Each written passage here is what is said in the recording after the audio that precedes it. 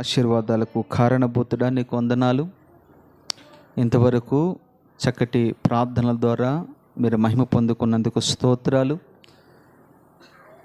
ఈ చివరి దినాల్లో మేము ఉంటూ ఉన్నాం ప్రభా, చివరి గడియలో మేము ఉన్నాం. సంవత్సరం అంతా కూడా మమ్మల్ని అందరినీ కాచి కాపాడినందుకు మరొకసారి కృతజ్ఞతలు. ఈ శ్రేష్టమైన సమయంలో మా అందరితో మీరు మాట్లాడి మహిమ పొందుకోమని యేసు నామములో అడుగుచున్నాము తండ్రి, ఆమెన్. సర్వాధికారియు నిరంతర స్తోత్రార్హుడైన యేసుక్రీస్తు అతి శ్రేష్టమైన నామంలో దూరాన సమీపాన ఉన్న మీ అందరికీ నా ప్రేమ వందనాలు తెలియజేస్తున్నాను. మీ అందరికీ అడ్వాన్స్ హ్యాపీ న్యూ ఇయర్. దేవుడు మిమ్మల్ని మీ కుటుంబాలు దీవించును గాక. నూతనమైన మనసు, నూతనమైన హృదయము, నూతనమైన తలంపులు, నూతనమైన దర్శనము దేవుడు మనందరికీ దయచేయును గాక. ఈ సంవత్సరము దేవుడు సంఘానికి ఒక వాగ్దానం ఇచ్చాడు. ప్రతి సంవత్సరం కూడా దేవుడు సంఘానికి ఏ వాగ్దానం ఇవ్వబోతున్నాడని కనిపెడుతూ ప్రార్థన ద్వారా దేవుడు మనకు ఒక సందేశాన్ని ఇస్తూ ఉంటాడు. సంఘాన్ని ఎలా నడిపించబోతున్నాడో సంఘాన్ని ఎలా నడిపించబోతున్నాడో ఆ విషయమై దేవుడు మనకి ప్రతి సంవత్సరం సహాయం చేస్తూ ఉన్నాడు. దేవుడు వాగ్దానం ఇచ్చి దాన్ని నెరవేరుస్తూ ఉన్నాడు. ఆయన మాట ఇవ్వటమే కాదు, మాట ఇచ్చాడంటే దాన్ని ఖచ్చితంగా నెరవేరుస్తాడు. ఎన్నో వాగ్దానాలు వ్యక్తిగతంగా సంఘపరంగా దేవుడు మన పరిచయాలు నెరవేర్చాడు. అందుని బట్టి దేవునికే మహిమ కలుగును గాక. ఈ సంవత్సరం వాగ్దానం అందరు రాసుకోండి. యెషయా గ్రంథము 45వ అధ్యాయము 2వ వాక్యము. నేను నీకు ముందుగా పోవచ్చు, మెట్టగానున్న స్థలములను సరాలము చేసేదను. ఇది ఈ సంవత్సరము గ్లోరియస్ పరిచర్యకు దేవుడిచ్చిన వాగ్దానము. ఈ వాగ్దానము మన జీవితంలో, మన వ్యక్తిగత జీవితంలో, మన కుటుంబంలో, మన పరిచర్యలో దేవుడు నెరవేర్చునుగాక.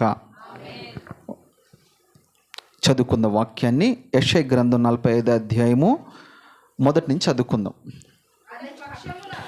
అతని పక్షమున జనములను జయించుటకు నేను అతని కుడి చేతిని పట్టుకుని ఉన్నాను.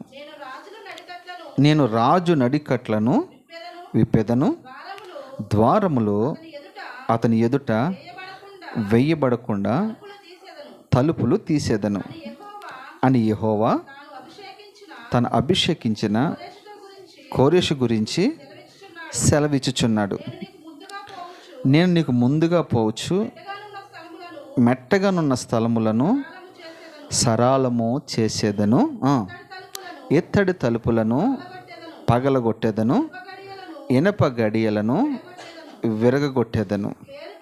పేరు పెట్టి నిన్ను పిలిచి ఇశ్రాయేలు దేవుడైన యెహోవా నేనే అని నీవు తెలుసుకున్నట్లు అంధకార స్థలములలో ఉంచబడిన నిధులను, రహస్య స్థలములోని మరుగైన ధనమును నీకు ఇచ్చేదను. చాలమ్మ. ఈ వాగ్దానాలన్నీ కూడా ఈ సంఘానికి, సంఘంలో ఉన్న మనందరి జీవితంలో దేవుడు 100% నెరవేర్చునుగాక. ఇక్కడ చూడండి, ఈ వాగ్దానం ఎవరికి ఇచ్చాడంటే ఒక అన్యుడికి ఇచ్చాడు. ఆయన పేరు కోరెష్. కోరెషు క్రైస్తవుడు కాదు, ఒక అన్యుడు. ఇజ్రాయేల్లో నమ్మకస్తుల అప్పటికి ఎవరు లేరు. అయితే ఈ కోరెషు ద్వారా మరలా దేవుడు తన మందిరాన్ని స్థాపించుకోవడానికి, మందిరాన్ని బాగు చేయించుకోవడానికి, మళ్ళీ ఇజ్రాయేల్ ప్రజలకి మళ్ళా పూర్వపు వైభవము తిరిగి తీసుకురావడానికి ఒక అన్యుని దేవుడు వాడుకున్నాడు. దేవుడు ఎవరినైనా వాడుకోగలడు, ఏ వ్యక్తినైనా వాడుకుంటాడు. చాలాసార్లు చెప్తూ ఉంటాను కదా, మనుషులనే కాదు, దేవుడు గాడిదలను కూడా వాడుకుంటూ ఉన్నాడు, చేపలను కూడా వాడుకుంటూ ఉన్నాడు, పక్షులను కూడా వాడుకుంటూ ఉన్నాడు. ఆయన ఎవరినైనా వాడుకుంటాడు. ఎందుకంటే ఈ సృష్టిలో ఉన్నవన్నీ కూడా ఆయన సైన్యం. పరలోకంలో ఒక సైన్యం ఉంది, భూమి మీద ఒక సైన్యం ఉంది. ఈ జంతువులన్నీ ఒక సైన్యము, పక్షులన్నీ ఒక సైన్యము, ఆకాశంలో కనబడినవన్నీ ఒక సైన్యము. ఇవన్నీ కూడా ఆయనకి సైన్యము. అందుకనే సైన్యములకు అధిపతి ఒక యెహోవా అని ఆయనకి పేరు. అంటే చాలా సైన్యాలు ఉంటేనే ఆ పేరు మాట్లాడుతూ ఉంటాం మనం అనమాట. ఎందుకు ఈ విషయాలు నేను చెప్తూ ఉన్నానంటే, ఈరోజు దేవుడు వాగ్దానం ద్వారా మన జీవితాల్లో గొప్ప కార్యాలు చేయబోతున్నాడు. మొట్టమొదటిగా మనం ఆలోచన చేస్తే, అతని పక్షమున జనులను జయించుటకు నేను అతని కుడి చేతిని పట్టుకొని ఉన్నాను. మనం ఏదైనా జయించాలంటే, ఎక్కడైనా విజయం సాధించాలంటే, అది కుటుంబంలో కావచ్చు, లేకుంటే ఉద్యోగాలు, వ్యాపారాల్లో ఏదైనా కావచ్చు, దాంట్లో మన విజయం సాధించాలంటే ఖచ్చితంగా దేవుడు మన చేతిని పట్టుకుని ఉండాలి. దేవుడు మన చేతిని పట్టుకుంటేనే మన విజయం సాధిస్తాం. దేవుడు లేనిదే మన జీవితంలో ఓటమి తప్ప విజయం ఉండదు. ఇది ఎలాగా మనం చెప్పొచ్చు అని అంటే, ఇజ్రాయేల్ ప్రజలకి అప్పుడు మొట్టమొదటి రాజైన సౌలు ఉన్నాడు. సౌలు కాలంలో ఒక వ్యక్తి, ఫిలిస్తీన్లు భయంకరంగా వాళ్ళ మీద యుద్ధానికి వస్తూ ఉండేవారు. అక్కడ బలమైన వ్యక్తి ఒకడు కనబడుతూ ఉండేవాడు. అతని పేరు గొలియాత్. 40 రాత్రి పగళ్ళు ఇజ్రాయేల్ ప్రజలందరినీ కూడా భయపెడుతూ వచ్చాడు. అయితే ఒక చిన్నవాడు, ఒకడు ఎర్రటివాడు, యుద్ధ నైపుణ్యత లేనివాడు ఆ యుద్ధ భూములకు వెళ్ళిన తర్వాత ఒక మాట అంటాడు, యుద్ధము యెహోవాదే, నా పక్షమున ఉన్నవాడు దేవుడు అంటాడు. లోకములో ఉన్నవాడి కంటే నాలో ఉన్నవాడు బలవంతుడు అంటాడు. ఇంకొక మాట అంటాడు, నేను ఎవరి నామంలో యుద్ధానికి వస్తున్నానో తెలుసా? యెహోవా నామంలో నేను యుద్ధానికి వస్తున్నాను అంటాడు. అంటే మళ్ళీ ఇంకో మాట అంటాడు, దేవుడు నాకు తోడై ఉన్నాడు కనుకనే నేను యుద్ధంలో విజయంను సాధిస్తాను అంటాడు. ఎందుకంటే నేను ఎలుగుబంటి విషయంలో కావచ్చు, సింహం విషయంలో కావచ్చు, శత్రువుల విషయంలో కావచ్చు, దేవుడు నాకు తోడై ఉన్నాడు. అదే దేవుడు నాకు ఇప్పుడు కూడా తోడై ఉన్నాడు. అది చేయి పట్టుకోవటం అంటే. చేయి పట్టుకోవడం అంటే అర్థం ఏంటంటే దేవుడు మనకి తోడై ఉన్నాడని అర్థం. మళ్ళీ ఇంకో మాట అంటాడు అద్భుతంగా, నా చేతుకు యుద్ధమును నా వ్రేళ్లకు పోరాటము నేర్పేవాడు ఆయనే.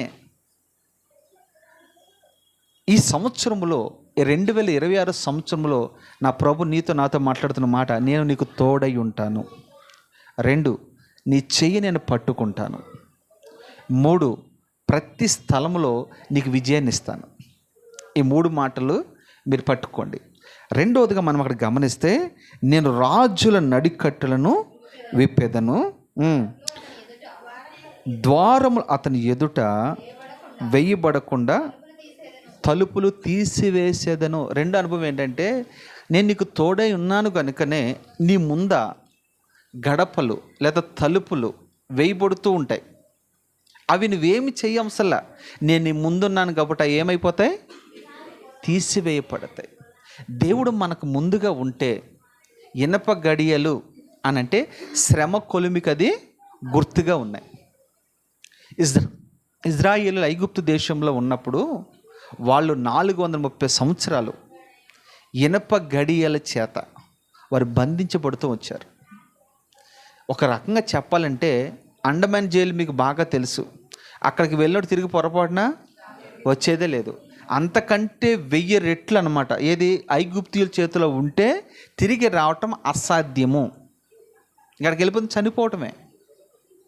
అలాంటి పరిస్థితిలో మోషే ద్వారా వారందరినీ దేవుడు విడిపించగలిగాడు.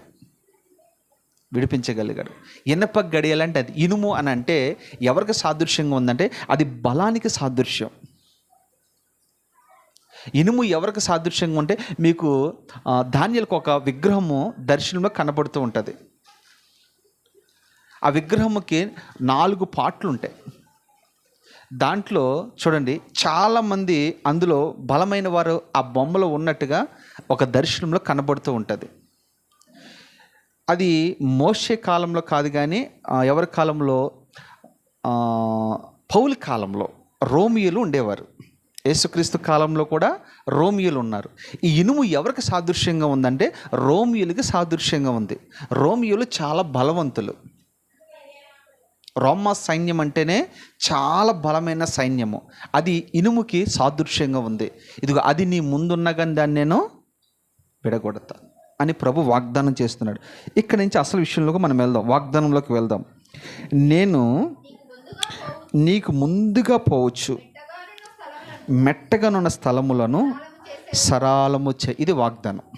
ఇక్కడ నుండి దేవుడు మనకు చేస్తున్న వాగ్దానం ఏంటంటే, ఈ సంవత్సరం నుండి ఈ 2025 సంవత్సరంలో నీ ముందు ఎన్ని అడ్డుబండలు ఉన్నాయో, ఎన్ని పర్వతాలు ఉన్నాయో, ఎన్ని ఆటంకాలు అభ్యంతరం నీకు ఎదురొస్తూ ఉన్నాయో, వాటిని నువ్వు తాళలేక, వాటిని నువ్వు జయించలేక, వాటిని నువ్వు ఎదుర్కోలేక ఎన్నిసార్లు నువ్వు దేవుని సన్నిధిలో ఏడుస్తూ వచ్చావో, ఈరోజు నీకు వాగ్దానం చేస్తూ ఉన్నాడు.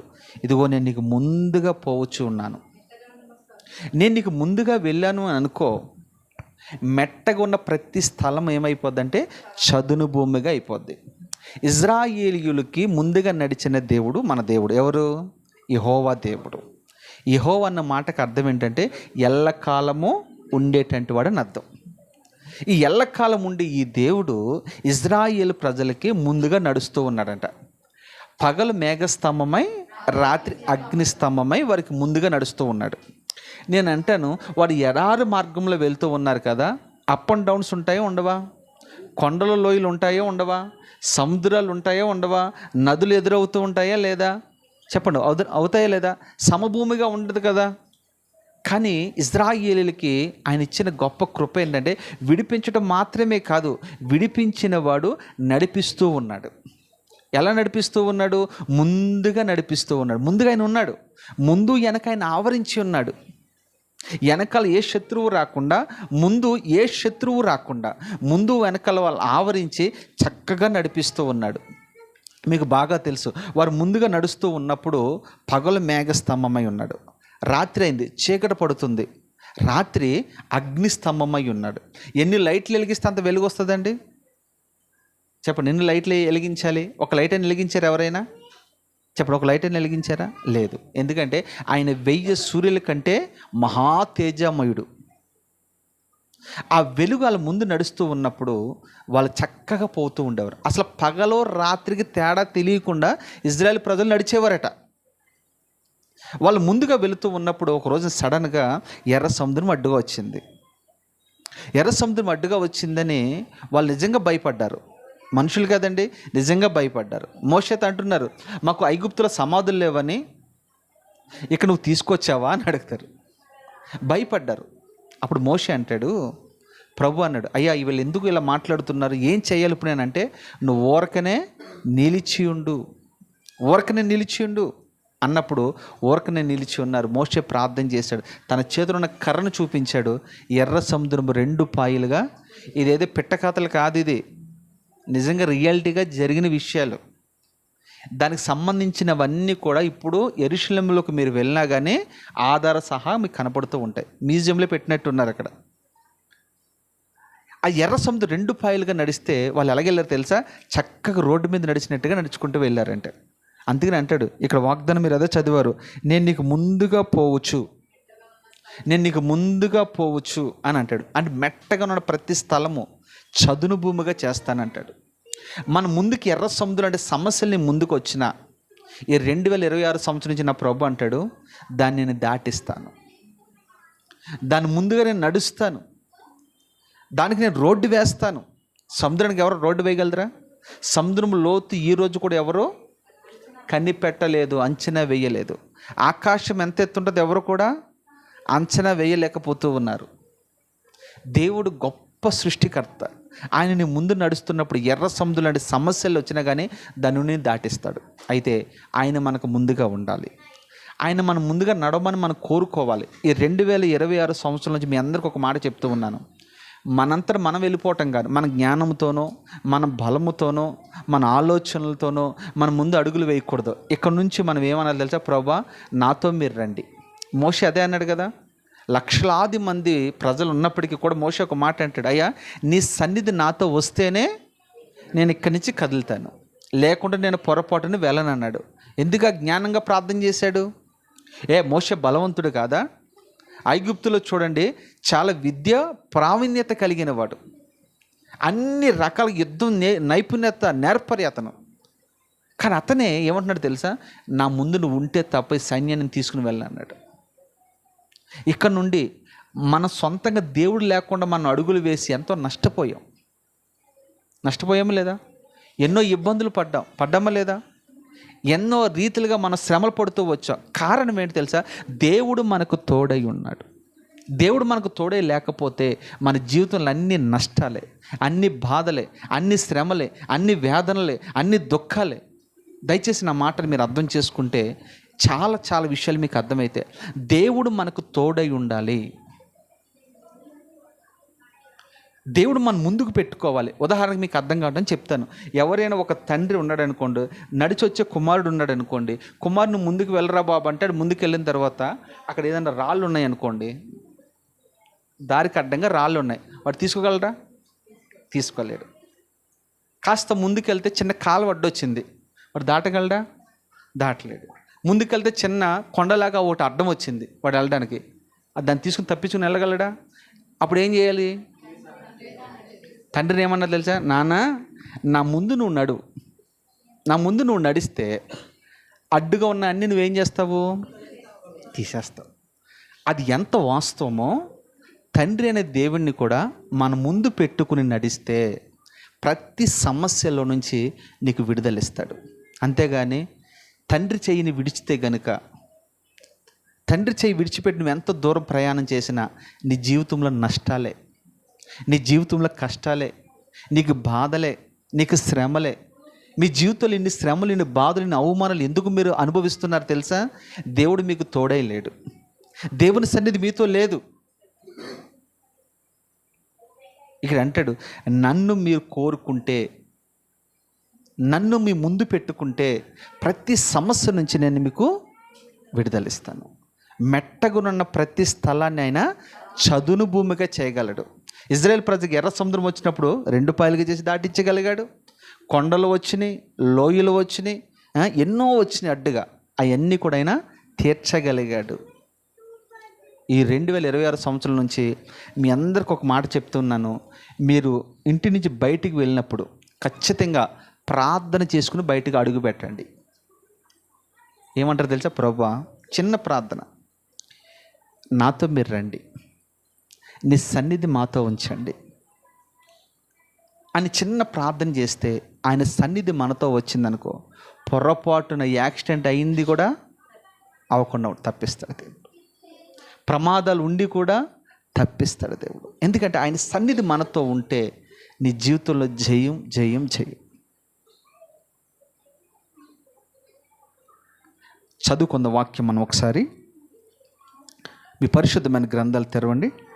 సామెతల గ్రంథము. ఆయన ఎంతగా మనకు తోడుగా ఉండాలంటే మనం ఏం చేయాలి, మనం ఎలాగ ఉండాలి అనేది సామెతల గ్రంథము 3వ అధ్యాయము 6వ వాక్యం చదువుకుందాం.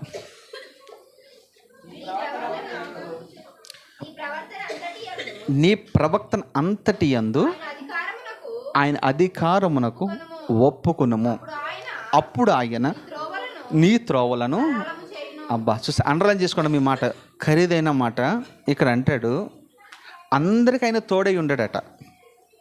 చర్చికి వచ్చిన వాళ్ళందరికైనా తోడై ఉండడు, పాటలు పాడిన వాళ్ళందరికీ తోడై ఉండడు, ఇంకోటి చేసిన వాళ్ళకి ఎవరికి దేవుడికి తోడై ఉండడు. దేవుడు ఎవరికి తోడై ఉంటాడంటే, మొట్టమొదటి దేవుని సన్నిధికి వచ్చిన తర్వాత నిన్ను నీవు ఆయనకి అప్పగించుకోవాలి, సమర్పించుకోవాలి. అదే కదా ఆయన మాట్లాడుతున్నాడు. ఏమన్నాడు అక్కడ? నీ ప్రవక్త అంతటిని ఆయన అధికారానికి ఒప్పుకుంటున్నారు. మరి అంటే నీ ప్రవక్తనంటే, మనం చూడండి, మన పిల్లల్ని స్కూల్లో జాయిన్ చేసామనుకోండి, అక్కడ ఒక లెటర్ ఇస్తారు మనకి. అంటే మీ పిల్లవాడు గురించి లేదా మీ అమ్మాయి గురించి ఫుల్ అధికారం మాకు ఇస్తేనే స్కూల్లో జాయిన్ చేసుకుంటారు.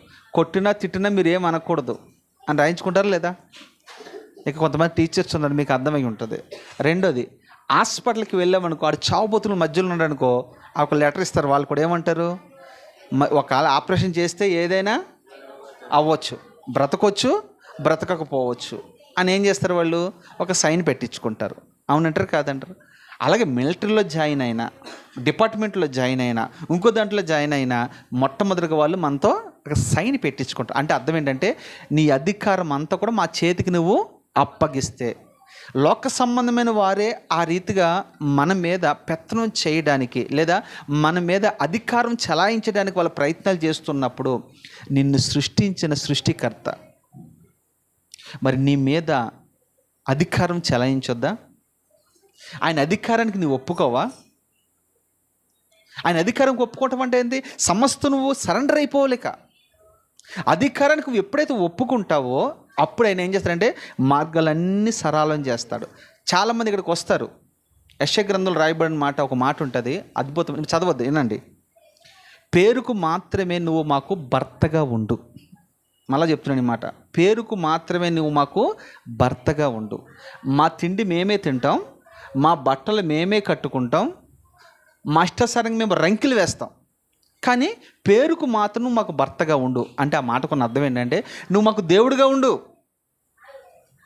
మేము ఏది తినాలంటే తింటాం, ఏది తాగాలంటే తాగుతాం, ఎక్కడికి వెళ్ళాలంటే అక్కడికి వెళ్తాం, ఎలా ఉండాలంటే అలా ఉంటాం, కానీ పేరుకు మాత్రం క్రైస్తవులుగా మేము ఉంటాము అని వారు చెప్తూ ఉన్నారు.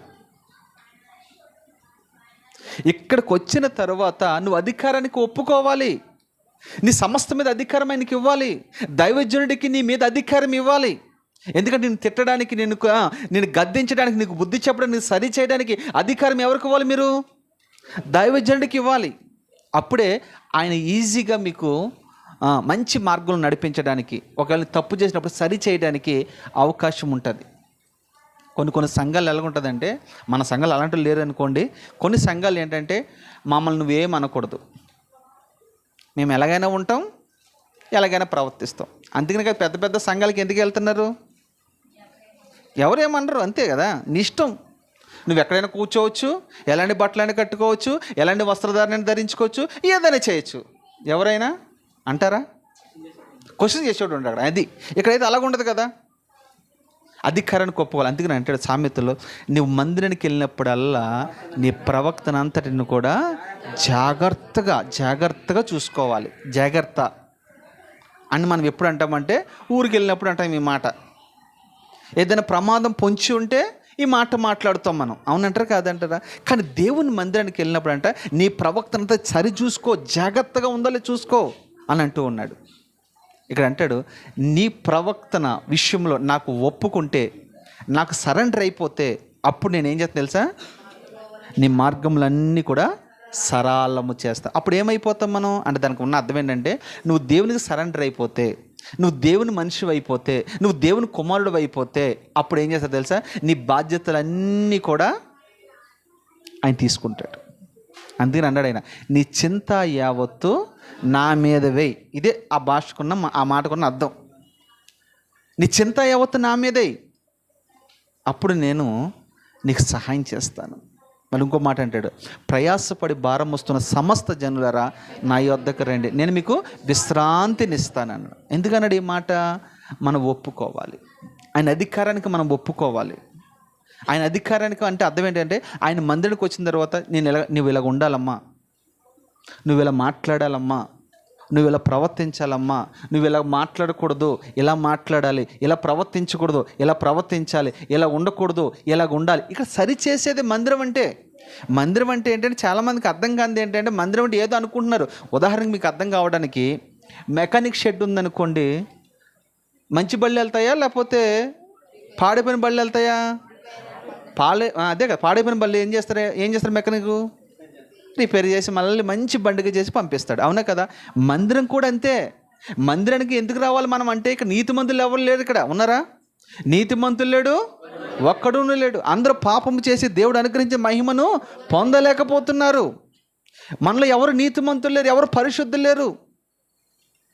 ఎందుకు ఈ విషయం చెప్తున్నానంటే, దేవుని సన్నిధికి వచ్చిన మనము సరిచేయబడాలంటే నీవు అప్పగించుకోవాలి. అంటాడు ఇక్కడ మూలవాక్యం మనం చదువుకుంటే, యెహోవా నేను నీకు ముందుగా పోవచ్చు, మెట్టగనున్న స్థలములను సరళము చేద్దాం. ఎప్పుడు సరళం చేస్తాడు? ఇప్పుడు మనం చదువుకున్న మాట ఉంది కదా సామెతల్లో, ఆయన అధికారానికి ఒప్పుకున్నప్పుడు ఏం చేస్తాడంటే, ఆయన మన త్రోవలనైనా సరళం చేస్తాడు. ఆయన అధికారానికి ఒప్పుకునేవారుగా ఉంటే ఖచ్చితంగా ఇక్కడ నుంచి నీ జీవితం అంతా కూడా సరళముగా ఉండును గాక. రెండోది యెషయా గ్రంథము 45:13.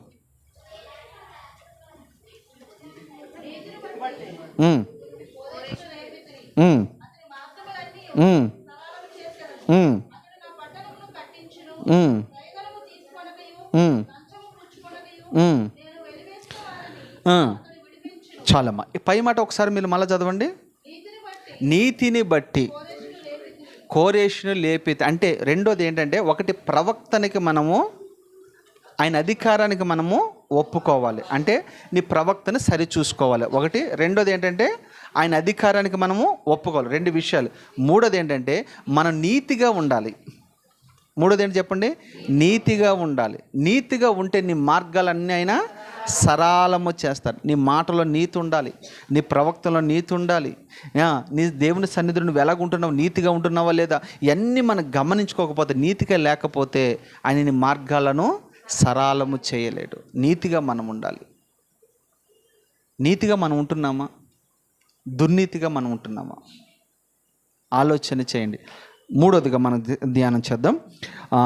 అది యెషయా గ్రంథము 44 చదవండి.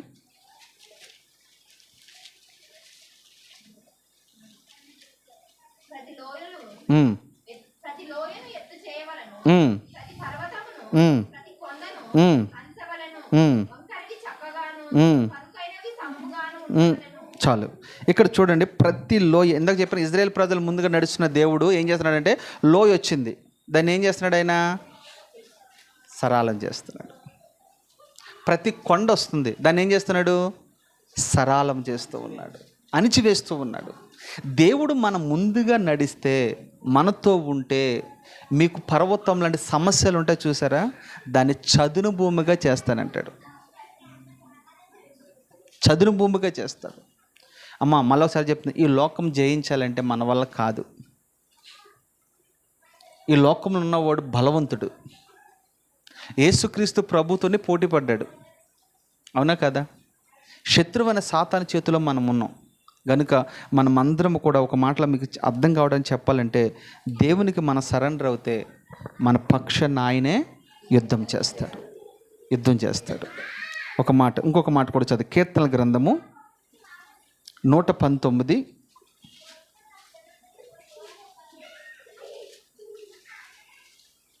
105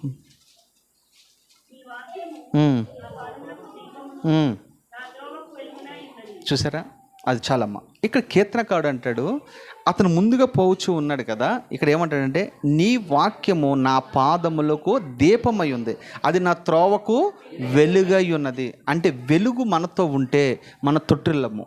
వెలుగు మనతో ఉంటే ఎక్కడ గోతుల్లో కానీ, లేకుంటే పల్లాల స్థలాల్లో కానీ, లేకుంటే మార్గం మధ్య వేరే స్థలాల్లో కానీ మన పొరపాటు మన కాలు చిక్కుపోదు, జారదు. అంటే మన పాదంలో జారకుండా ఉండాలంటే, మనం పడిపోకుండా ఉండాలంటే మన త్రోవలో ఏముండాలి? వెలుగు ఉండాలి. ఆ వెలుగు ఏది? వాక్యమే కదా.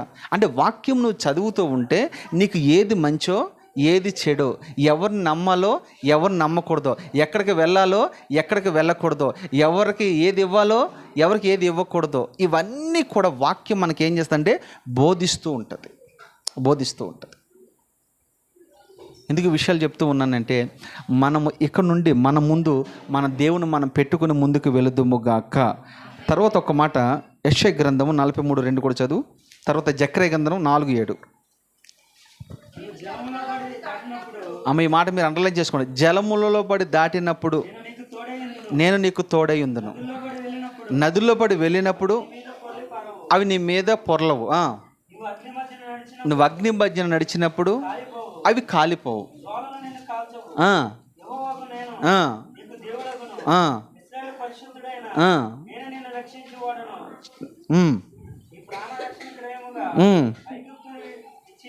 చాలు. ఇక్కడ మీరు గమనిస్తే, ఇజ్రాయేల్ మనం ముందుగా నడిస్తే మనకు వచ్చే, దేవుడు మనం ముందుగా నడిస్తే మనకు వచ్చే ఉపయోగం ఏంటంటే, ఇక్కడ ఏమంటాడంటే, నదులలో పడి నువ్వు వెళ్ళినను అవి నీ మీద పొరలుతాయా? ఒక రోజుని శిష్యులందరూ కూడా యేసయ్య లేకుండా ప్రయాణమే వెళ్తూ ఉన్నారు. ఎక్కడికి? సముద్రం మీద ప్రయాణం చేస్తూ ఉన్నారు. సముద్రం మీద ప్రయాణం చేస్తున్నప్పుడు సడన్గా తుఫాన్ వచ్చింది. తుఫాన్ వస్తే ఆ తుఫాన్లో వాళ్ళు మునిగిపోయే పరిస్థితి వచ్చారు. వాడ బద్దలైపోద్దేమో, మనం మునిగిపోతామేమో అనే పరిస్థితిలో వాళ్ళు ఆందోళన పడుతూ ఉంటుంటే, ప్రభు వాళ్ళ ముందుగా వచ్చి అంటాడు, భయపడకుడి అని అన్నాడు. ఏమన్నాడు? భయపడకుడి, అవి నేను ముంచజాలవు, ఒక రోజు మరొక స్థలంలో ఆ ఓడలో ఆయన కూడా ఉన్నప్పుడు తుఫాను భయంకరంగా వాళ్ళ మీదకి వచ్చేసింది. అప్పుడు ప్రభు ఒక మాట అంటాడు, సముద్రమా సద్దనిగిపో అన్నాడు, గాలి సద్దనిగిపో అన్నాడు. ఆ రెండు ఆగిపోయినాయి లేవా? ఎందుకని? ఆ ఓడలో ఎవరున్నారు? యేసయ్య ఉన్నాడు. ఈ 2026 సంవత్సరంలో నీ విశ్వాస నావలో, నీ విశ్వాస ఓడలో నా ప్రభు ఉంటే గనుక ఎన్ని తుఫాన్లైనా రానివ్వండి, ఎన్ని అలలైనా రానివ్వండి, నిన్ను అద్దరికి నా దేవుడు నడిపించునుగాక. సముద్రంలో పడి వెళ్ళినా కానీ అవి నిన్ను ముంచజాలవు. రెండో మాట చదువు. అగ్ని మధ్యలో ఎవరు నడిచారు చెప్పండి? అగ్నిలో ఎవరు నడిచారా? అది షడ్రక్ మేషక్ అబేద్నెగోలు వాళ్ళు అగ్నిలో ఉన్నారు. వాళ్ళకి ఏమైనా అయిందా? ఎందుకు అవ్వలేదు? దేవుడు వరకు తోడై ఉన్నాడు. 4వ వ్యక్తికి ఉన్నాడని కనపడ్డా లేదా? ఎందుకు విషయం చెప్తున్నాడు? దేవుడు మనకు తోడై ఉంటే అగ్నిలో అయినా మనకు తోడు ఉంటాడు, సముద్రంలో అయినా తోడు ఉంటాడు, సింహాల బోన్లో అయినా తోడు ఉంటాడు.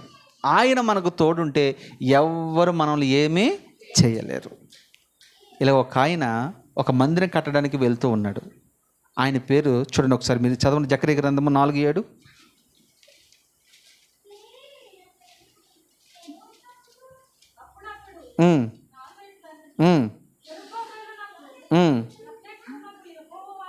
ఇదే శక్తి చేతనైనను బలము చేతనైనను కాక నా ఆత్మ చేతనే ఇది జరుగునని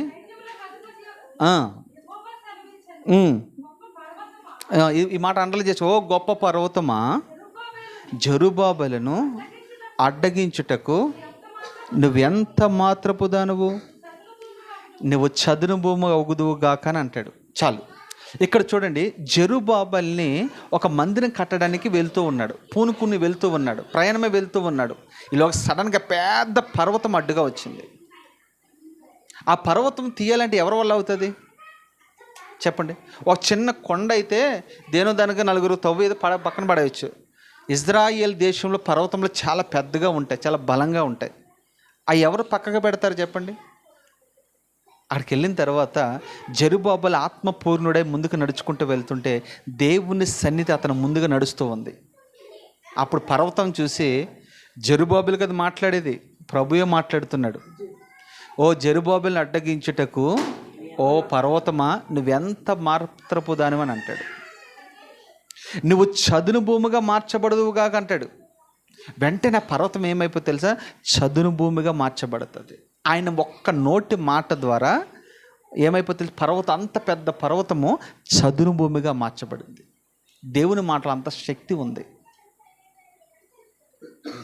నేను అంటాను, 2026 సంవత్సరంలో మీ అందరి జీవితాల్లో పర్వతం లాంటి సమస్యలు మీకు వస్తాయి, రావని అని చెప్పట్లా.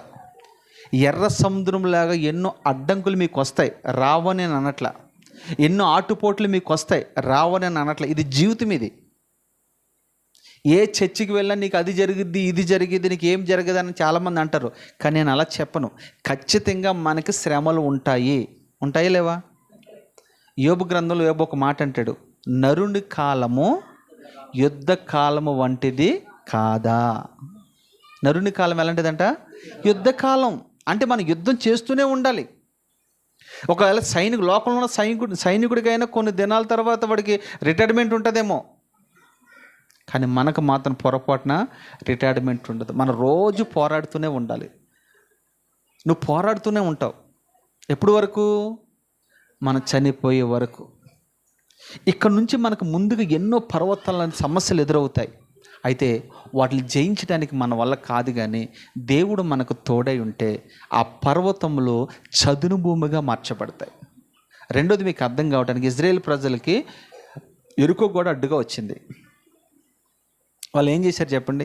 ఏమైనా పలుకులు తీసుకుని బదలు కొట్టారా చెప్పండి? పలుకులు ఉన్న వాళ్ళ దగ్గర ఏమీ లేవు. ఏం చేశారు వీళ్ళు? దాని చుట్టూతో తిరిగారంతే. తిరిగి దేవుని స్తుతించారంటే ఆ ఎరుకు గోడలు ఏమైపోయింది తెలుసా? గొప్ప కూలిపోయినాయి. ఎరుకు గోడలు అంటే ఏదో మనకులాగే పెట్టగోడలు కాదు. ఒక గోడ మీద 2 రథాలు ఒక్కసారి దాటిపోవచ్చు. 2 రథాలు అంత వెడల్పు ఉంటుంది. రాహాబు అక్కడ ఇల్లు కట్టుకుంది. అవి అడ్డుబండగా ఉన్నాయి, కానీ ప్రభు వారు ముందుగా ఉన్నాడు కనుకనే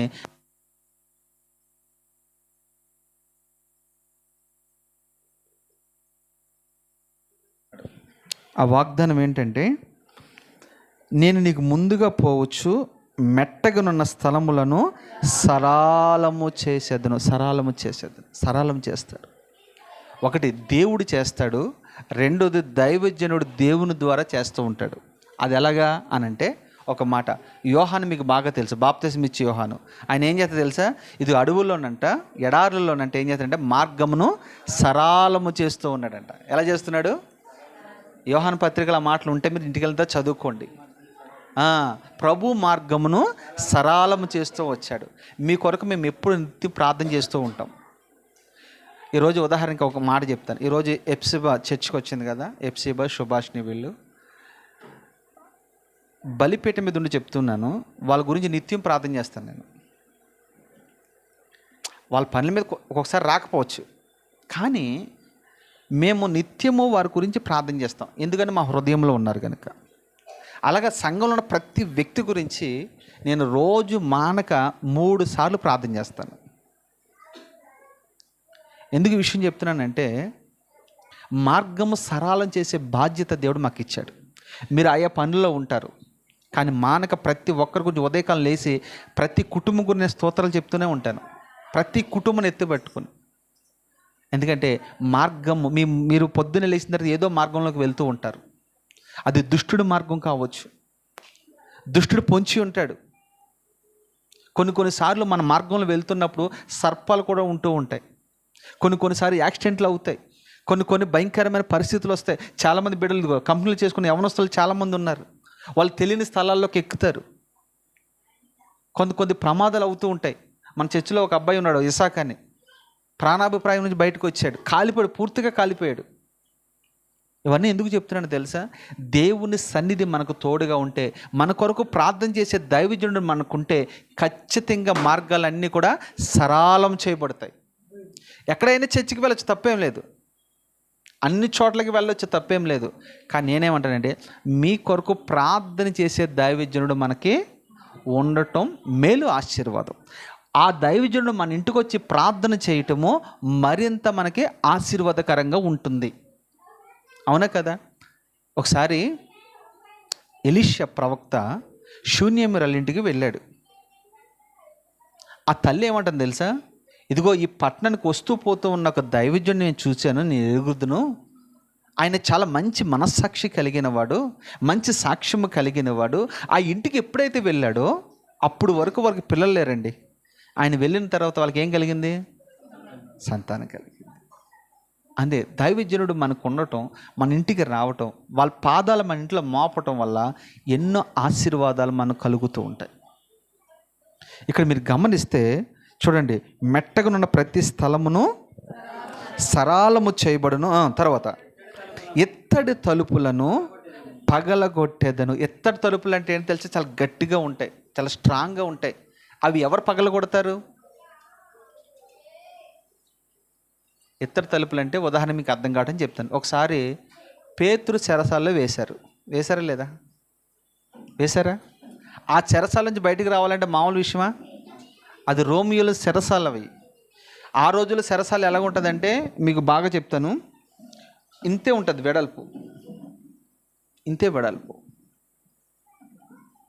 ఇంత హైట్ ఉంటుంది అంతే. అంటే ఒక మనిషి కాలు చాపుకోవడానికి కూడా అవకాశం ఉండదు, ఒక మనిషి పైకి లేచి నిలబడడానికి కూడా అవకాశం ఉండదు. అలాగా ఆ వ్యక్తిని ఆ చెరసాలు ఉంచిన తర్వాత నరాలన్నీ పట్టేసి అక్కడే చచ్చిపోతాడు. అలాంటి చెరసాలు ఉంటాయి. అలాంటి పరిస్థితుల్లో ఈయన ఎవరు? పేతురు చక్కగా నిద్రపోతూ ఉన్నాడు. కానీ ఎవరు విడిపించారు? సంఘం విడిపించిందా? దేవదూత వచ్చాడా? దేవదూత వచ్చి, సంఘం అయితే ప్రార్థన చేసింది, దేవదూత వచ్చి విడిపించింది. వాళ్ళకి అర్థం కావట్లా, జైలు అధికారికి అర్థం కాల. అరే ఏమయ్యాడు అతను చూస్తే అతను సువార్త ప్రకటిస్తూ ఉన్నాడని ఎవరో చెప్పారు. దాన్ని ఏమంటారంటే ఇనప గడియలను చెప్పండి పగల కొట్టడం అంటే అదే అర్థం. ఇనప గడియలు పగల కొడతామంటే అదే. ఒక రోజుని పౌలు శీలను కూడా జైల్లో వేశారు. ఎవరు విడిపించారు వాళ్ళని? దేవుడు విడిపించాడు. వారు స్తుతిస్తూ ఉండగా చూడండి, చెరసాల పునాదులు అదిరెను, పగిలిపోయినాయి. అక్కడ కూడా అద్భుతం జరిగింది. ఇలా మన పితరులు ఎంతోమంది జైల్లో వేసినప్పుడు వాళ్ళని దేవుడు విడిపించాడు. అదే ఇనప గడియలని అర్థం అన్నమాట. దాన్ని ఆ రీతిగా ఇక్కడ రాయబడి ఉంది. రెండో మాట,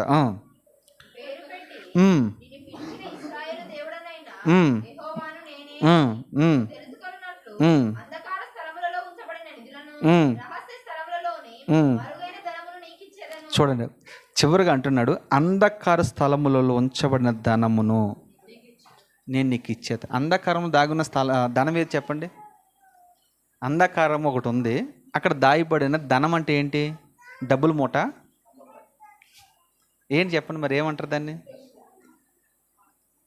అంధకారం దాగి ఉన్న ధననిధులు ఏమున్నాయి చెప్పండి? ప్రభు ఒక మాట అంటాడు, ఈ లోకం ఇచ్చినట్లుగా కాదు, నా సమాధానంనే మీకు ఇస్తూ ఉన్నాను. అంధకారం దాగి ఉన్నది ఏంటంటే మనశ్శాంతి, సమాధానము, నెమ్మది, ప్రేమ, ఆప్యాయత, అనురాగము, ఆత్మీయత, రక్షణ, ఇవన్నీ కూడా ధనాగారంలో ఉన్నాయి. అవి ఆయన మనకి ఇస్తానంటూ ఉన్నాడు. అయ్యే ధనాగారం దాగి ఉన్నదంటే దాంతోపాటుగా నీకు డబ్బు కూడా దేవుడు ఇస్తాడు, ఖచ్చితంగా ఇస్తాడు. అవన్నీ నేను నీకు ఇస్తాను. తర్వాత ఏమంటాడంటే, రహస్య స్థలములోనే మరుగై ఉన్న ధనమును నీకు ఇచ్చేదను. చూడు, రహస్య స్థలంలో ఉన్నదంతా కూడా దేవుడు నీకు ఇస్తాడు. మెట్టుకు ఈ సంవత్సరం దేవుడు మనకి ఇచ్చిన వాగ్దానాన్ని మీరు గట్టిగా పట్టుకోగలిగితే నీ ముందు ఆయన నడుస్తానంటున్నాడు.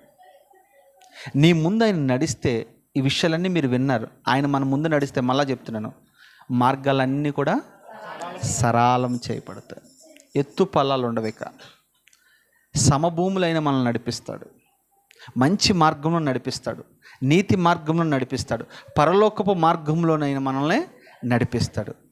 ఎందుకు విషయాలు చెప్తూ ఉన్నానంటే, ఇజ్రాయేల్ ప్రజలు నడిపించిన దేవుడే ఆధ్యాత్మికంగా నిన్ను నన్ను నడిపించడానికి ఇష్టపడుతూ ఉన్నాడు. అలాంటి కృప దేవుడు మనందరికీ దయచేయునుగాక. ఆమేన్. అందరు ప్రార్థన చేసుకుందాం.